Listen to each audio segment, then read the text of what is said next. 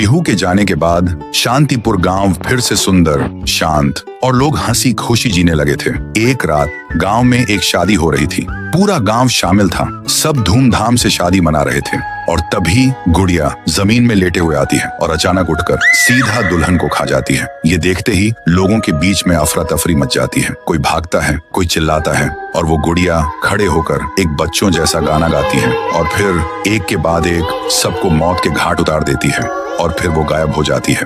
गांव फिर से कांप उठता है। सुबह सब लोग इकट्ठा होते हैं और कहते हैं वो भूखी लड़की वापस आ गई है। इस बार एक गुड़िया बनके लोग घुटनों के बल गिर जाते हैं और रो रो कर कहते हैं, हे भगवान हमें बचाओ। तभी गांव का मुखिया आता है और गुस्से में कहता है, चाहे वो कोई भी हो, है तो एक गुड़िया ही ना, आज रात मैं उसे खुद गांव से निकालूंगा। फिर रात के ठीक 2:30 बजे मुखिया अपने 2 चेलों के साथ गांव के बीच खड़ा होता है और फिर वही धुआं छा जाता है और वही आवाज,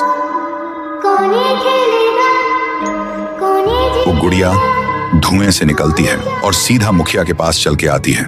मुखिया कहता है, निकल जा मेरे गांव से, नहीं तो तुझे यहीं बिखरा दूंगा। गुड़िया हंसती है और कहती है, तेरे से पहले भी किसी ने ये सोचा था। और उसी पल वो गुड़िया बड़ी होने लगती है और अपनी पैर से तीनों को कुचल के मार डालती है।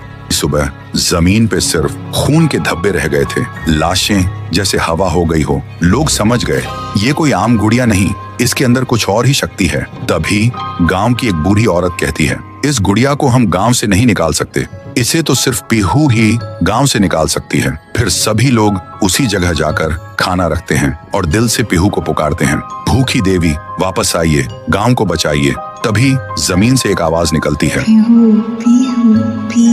और मिट्टी से बनने लगती है, पीहू।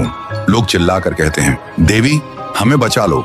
फिर रात होती है। वो गुड़िया गाना गाते हुए आती है, लेकिन अचानक पीहू उसके सामने आ जाती है। गुड़िया रुक जाती है। पीहू उसे पकड़ने जा रही होती है, लेकिन गुड़िया हवा में उड़ जाती है। पीहू भी उसके पीछे उड़ जाती है और अपनी आंखों से आग छोड़ के गुड़िया को जलाने की कोशिश करती है, लेकिन गुड़िया एक धुएं में छुप जाती है और फिर अचानक पीहू के पीछे आके उसे एक जोर का वार करती है। पीहू आसमान से जमीन पे आ गिर जाती है और फिर वो गुड़िया पीहू की शक्ति छीनने लगती है। पीहू की ताकत धीरे धीरे गुड़िया के पास जा रही होती है। कुछ देर बाद पीहू जमीन पे गिर जाती है। जब वो उठती है तो देखती है उसका शरीर धुंधला हो गया है और जब वो अपने आप को छू रही थी तो हाथ उसके शरीर के आर पार जा रहा था। वो वहीं गिर के रोने लगती है और जोर से चिल्लाती है, भैया भैया।